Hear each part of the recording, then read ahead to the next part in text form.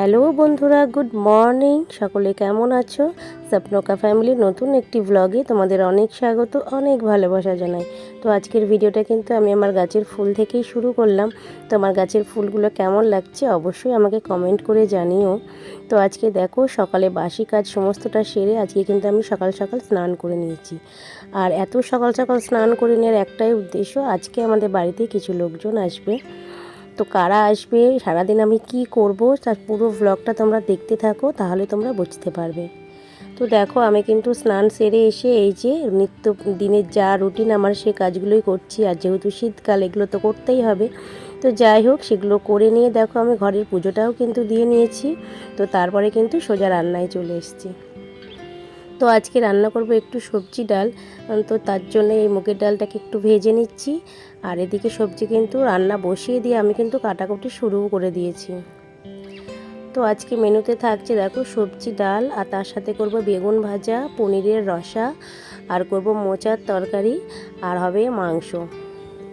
তো দেখো, মোটামুটি রান্না কিন্তু আমি শুরু করে দিয়েছি। এই যে মোচাটাও রান্না প্রায় আমার হয়ে গেছে। তো মা এসেছিলো একটু হেল্প করার জন্য, মা তাড়াতাড়ি চলে এসছো। হ্যাঁ বন্ধুরা, মায়ের মানে আমার বাপের বাড়ির লোকজনই আসছে আজকে। তো মা এসে কিন্তু আমাকে অনেকটা কাটাকুটিতে সাহায্য করে দিয়েছে। করে মা এই যে উনুনে কিন্তু ভাত বসিয়ে দিয়েছে, তারপরে কিন্তু মাংসটাও বসিয়ে দিয়েছে উনুনে।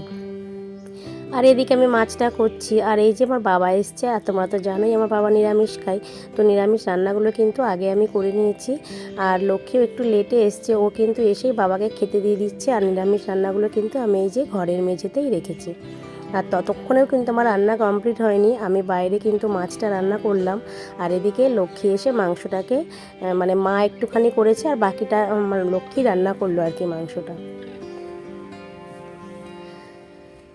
তো আমাদের বাড়িতে ওরা অনেক দিন আসেনি, তো এই কারণে আমি ওদেরকে ডেকেছি যে মাঝে মাঝে একটু আসলে কি বলো তো ভালো লাগে। আর এই যে উনুনটা করেছি, এই উনুনটাতেও সেভাবে রান্না বান্না আমি করতে পারছি না। মা একটু না আসলে, মা এসে আমার কাঠগুলো কেটে দিল, অনেকটা কাজ কিন্তু মা আমার গুছিয়ে দিল।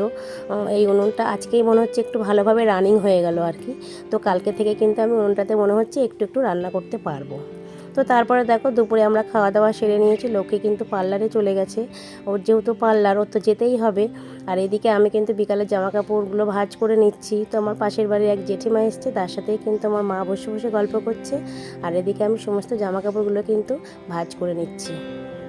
আর এদিকে ঈশানকেও পাঠিয়ে দিয়েছি পড়তে, তার সাথে কিন্তু মনাও চলে গেছে পড়তে। আর ভাই এসেছিলো, ভাই এসে খাওয়া দাওয়া করে বাড়ি চলে গেছে। দিয়াও কিন্তু খেয়ে দিয়ে চলে গেছে।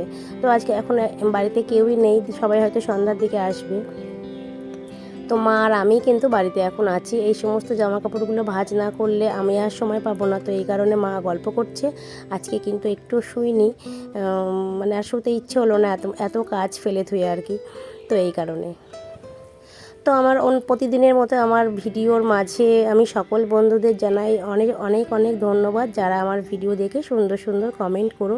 তা তোমাদেরকে আবারও বলছি, এভাবেই আমার পাশে থেকো, আমাকে সাপোর্ট করো। একটু কিছু সমস্যার কারণে আমি দুদিন ভিডিও দিইনি।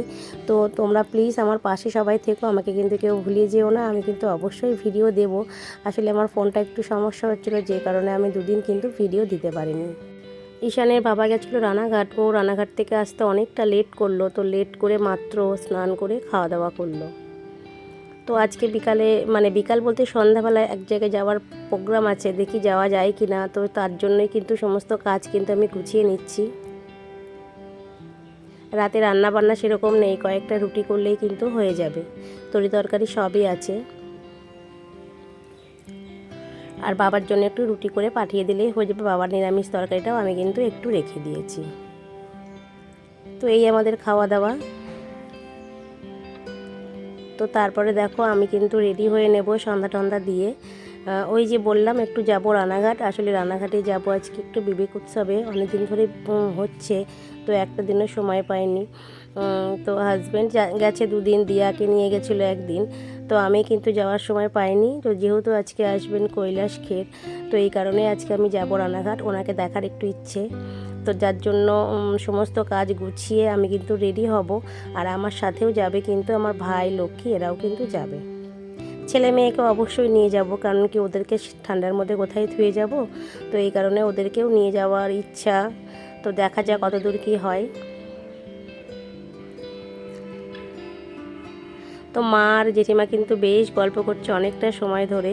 তো তার মধ্যেই কিন্তু আমি রেডি হয়ে নিলাম। তো দেখো মোটামুটি আমি রেডি হয়ে গেছি, ওরা পরে আসলো, ছেলেকেও রেডি করে নিলাম।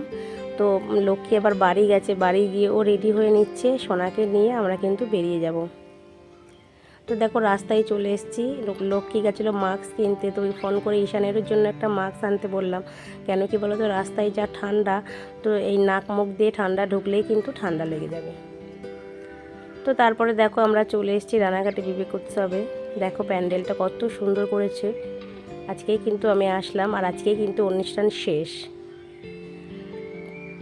তো খুবই সুন্দর মানে এই প্রোগ্রামটা করেছে, আর প্যান্ডেলটাও কিন্তু খুবই সুন্দর। তো আজকে যেহেতু কৈলাস খের আসবে, তো এই কারণেই কিন্তু গেছি। ওনার গান তো ভীষণই ভালো লাগে, সামনে থেকে দেখবো তার একটা মানে আনন্দই আলাদা, তাই না? তো এই কারণেই এসছি।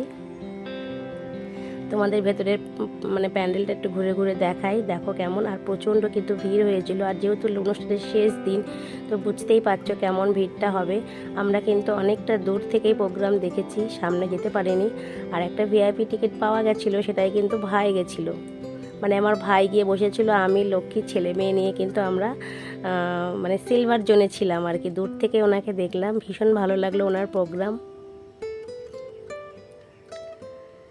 সব থেকে ভালো লাগলো ওনার কথাগুলো, মানে এত সুন্দর কথা বললেন, বেশ ভালো লাগলো। তার সাথে কিন্তু একটা বাংলা গানও শোনালো আমাদের।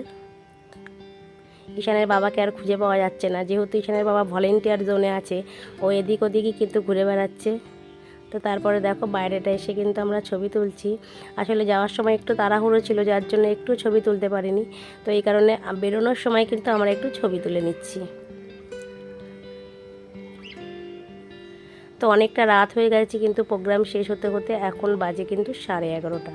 আমরা এই যে রাস্তা দিয়ে আসছি, দেখো রাস্তাটা পুরো ফাঁকা। তো রাতের রাস্তাটা কেমন লাগছে সেটাই দেখাবো বলে একটু ভিডিও করলাম। বেশ সুন্দর লাগছে কিন্তু, দেখো বেশ কুয়াশা কুয়াশা একটা রাত হয়ে গেছে, অনেকটা রাত যেহেতু, তো এই কারণে আলোগুলো কেমন, দেখো কি সুন্দর লাগছে রাস্তাটা।